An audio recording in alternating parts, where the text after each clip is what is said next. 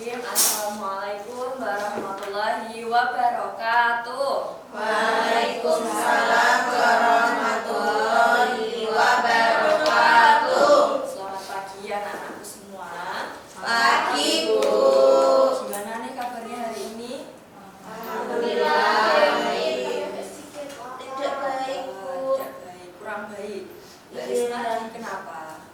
Batuk, Bu, sama galau. Aduh, semoga batuknya segera disembuhkan ya Mbak Risma. Iya. Tadi habis berkegiatan apa? Olahraga. Mbak habis olahraga. Dari kantin. Makan ya, makan pagi ya Mbak. Ngopi.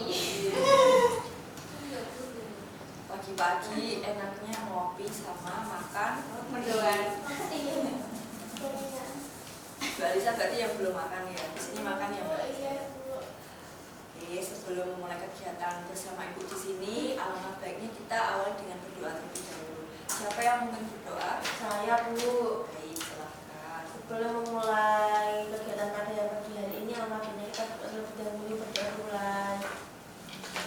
Doa selesai. Terima kasih Mbak Risma. Ibu ucapkan banyak terima kasih nih atas kehadiran anak semua pagi-pagi dengan semangat yang penuh hadir di sini bersama Ibu di ruangan Ibu. Ada yang tahu di sini mau ngapain bersama Ibu? Dihukum ya, Bu, ini. Bukan. Kita di sini akan bersenang-senang. Kenapa Iya. gelombang? Iya. Karena bersenang-senang itu enjoy.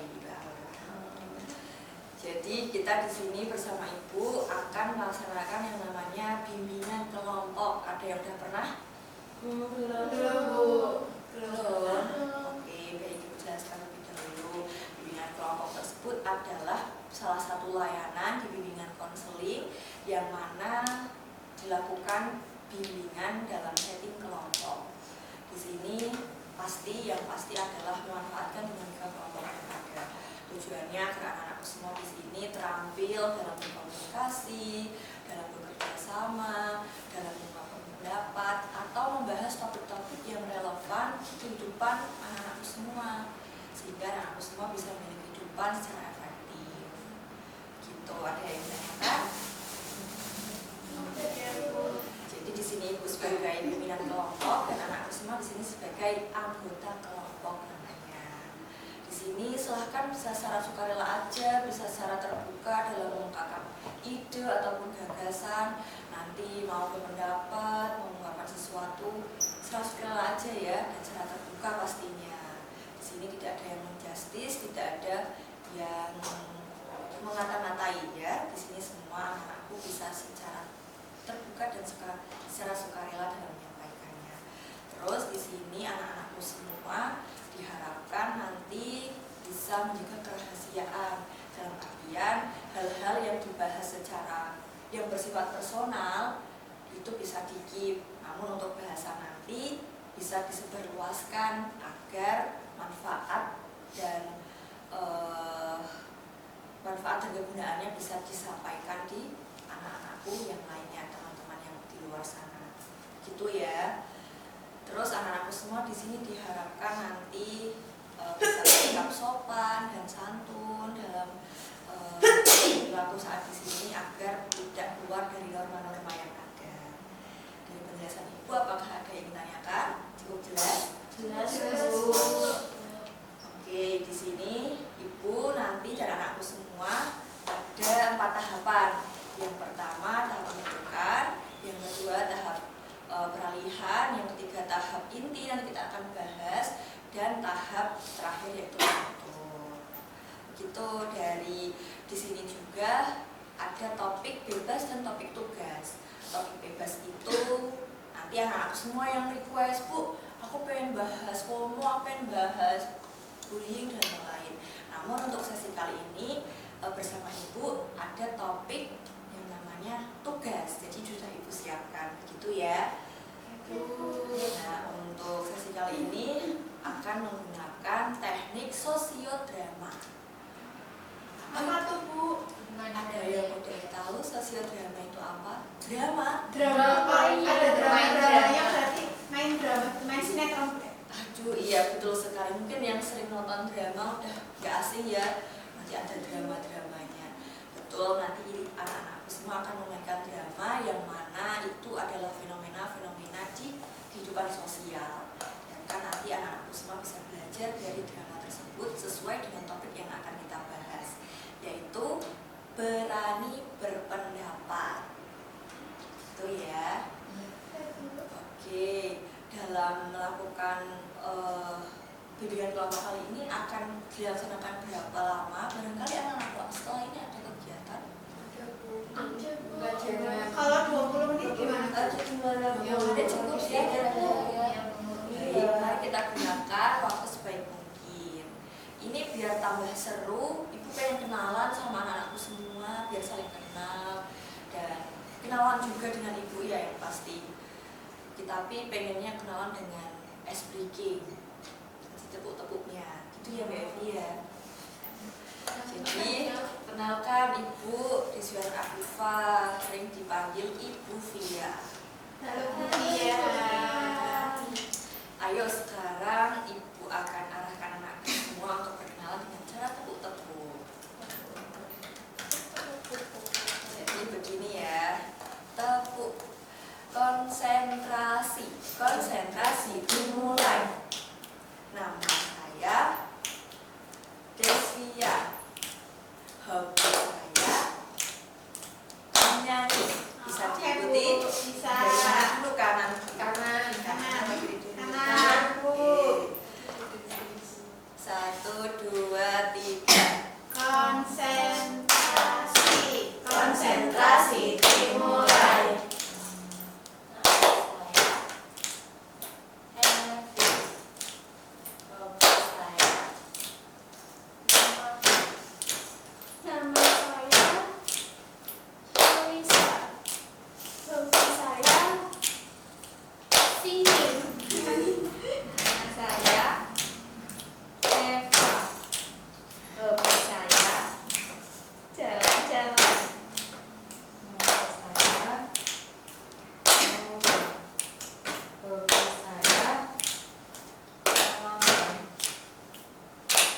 Nama saya Risma.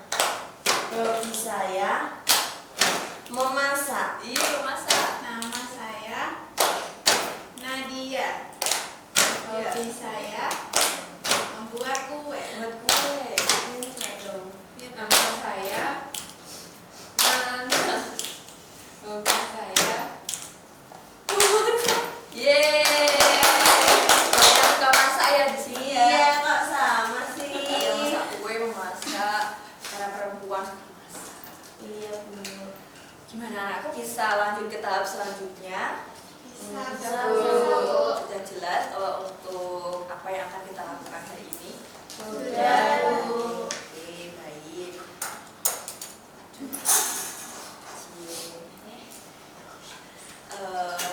Ini Ibu bagikan lebih dahulu teksnya. Teks drama kita akan bermain drama ya. Silakan bisa dipelajari dulu dan nanti diskusi siapa yang akan menjadi Tony, Linda, Norman ataupun Ami. apa enggak diajak aja? Biar anak-anakku semua sepakat dalam tokoh yang akan diperankan itu ya. Jadi nanti ada 4 tokoh, 1 narator dan 2 observer. Silahkan bisa ditentukan sendiri ya.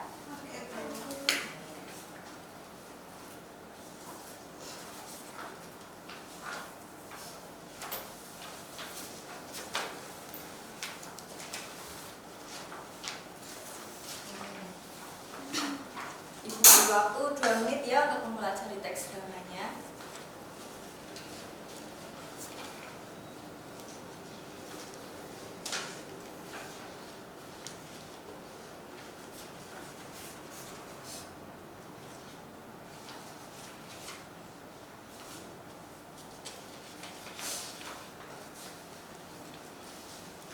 Mau jadi Winda.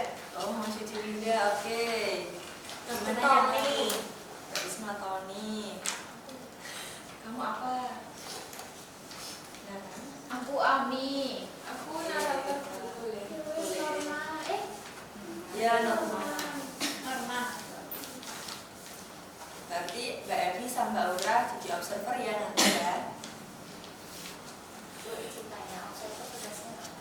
observer itu nanti mengamati ketika drama sedang berlangsung. Misalnya ibu nanti digunakan. Nanti setelah sudah selesai bisa disimpulkan.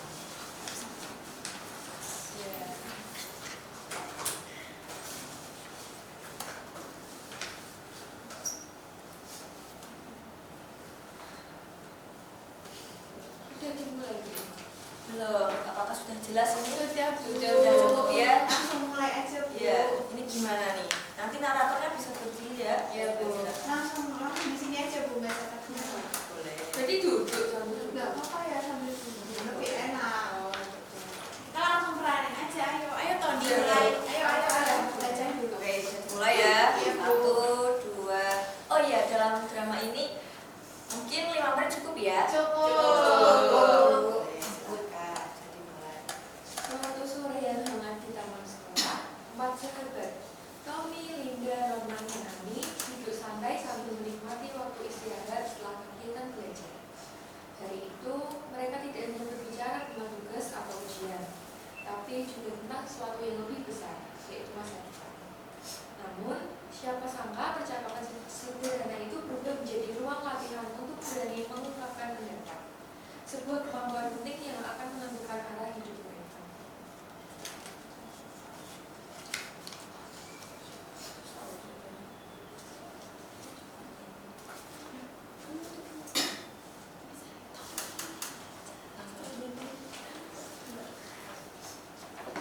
Hey, aku kepikiran sesuatu nih.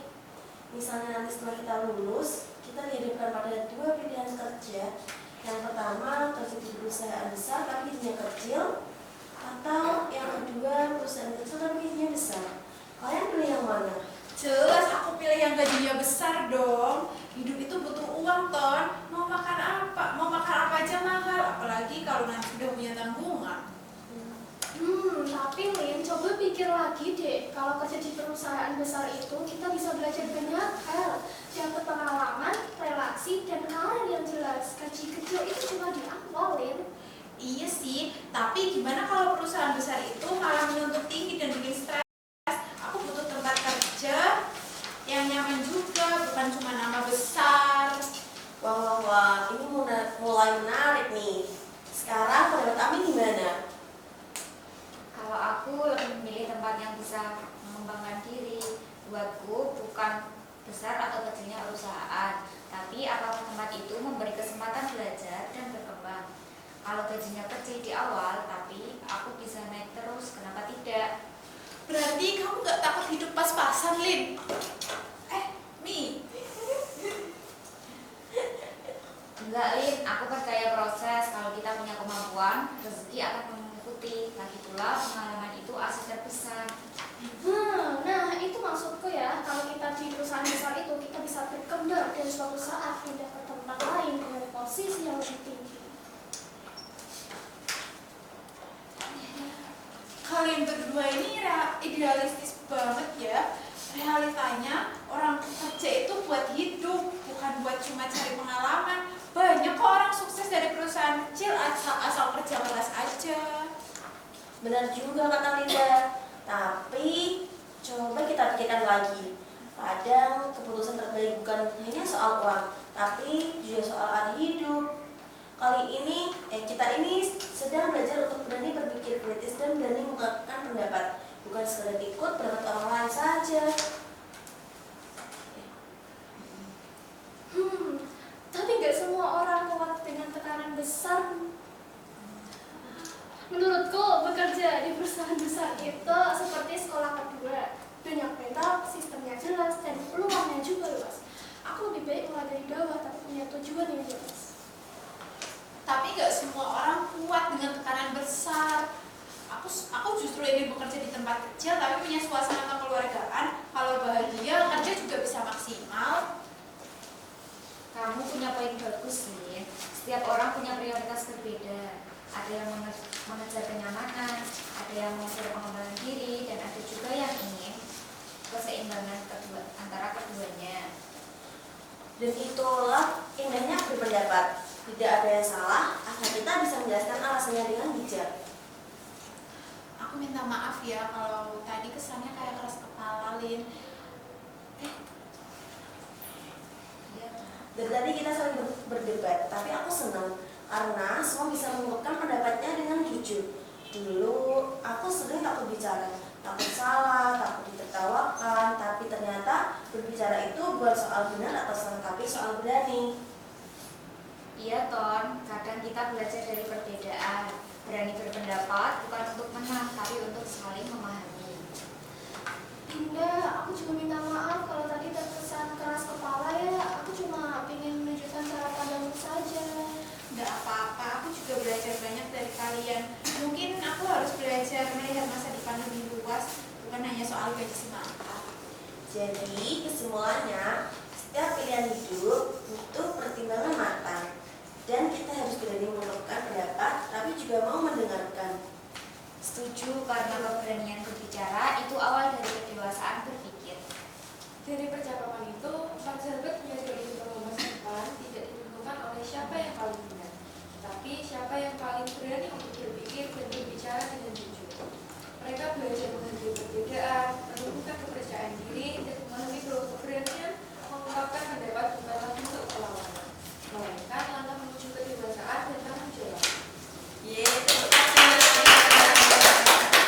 Luar biasa sekali, keren. Tadi sampai menggebu-gebu ya dalam menerangkannya. Ibu pengen mendengarkan dari observer nih. Tadi sudah mendengarkan dan sudah mengamati drama yang sudah berlangsung. Kira-kira apa yang dapatkan? Mungkin yang saya dapatkan yaitu kita harus berani untuk berpendapat, yaitu agar kita juga bisa menyampaikan apa yang kita tahu dan juga bisa menambah wawasan mungkin terkait pekerjaan itu sendiri, terus dari pemikiran-pemikiran teman-teman yang lain seperti itu.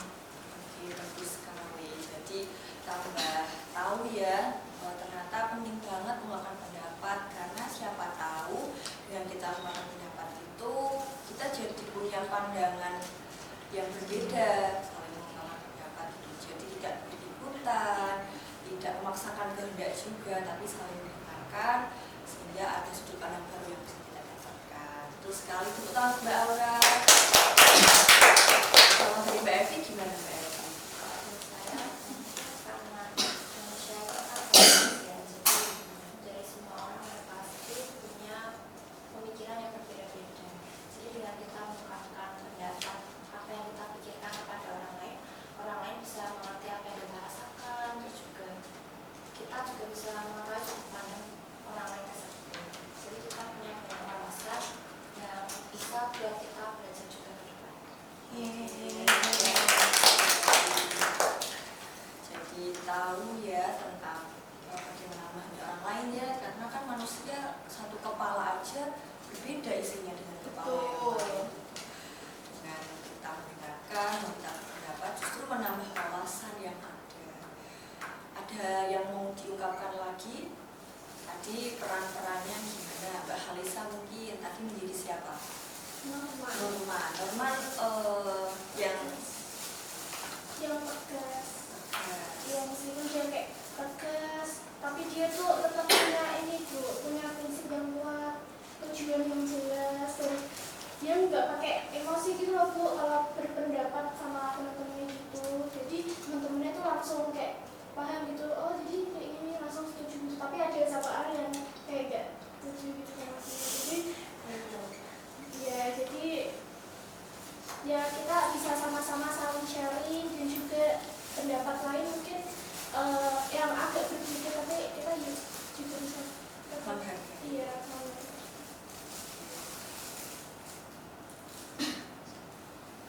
Oke, baik, luar biasa ya. Jadi anak-anakku harus berani mengungkapkan pendapat, tapi tidak memaksa dan saling dengan mendengarkan juga.